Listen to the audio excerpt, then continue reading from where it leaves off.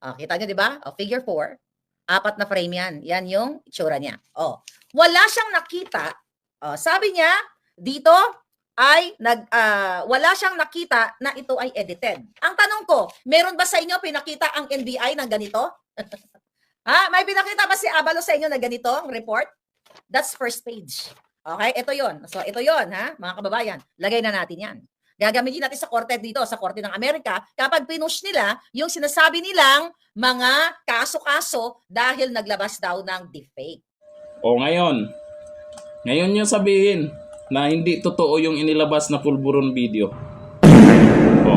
Ayan, forensic result ng pulburon video. Ayan, ipinakita na. Kaya kaya nilang harapin yan kung saan o kung kakasuhan pa. Parang wala namang nangyayari ngayon dapat kasuhan si Maharlika, di ba? Kasuhan dyan sa Amerika. Ang nangyari kasi na ito, paano makakasuhan sa Amerika si Maharlika? Ito sa Amerika din po ay napatunayan na yung video ay totoo at may result at kayang mag-witness yung expert mismo na nag-check po sa video na yan. Paano na?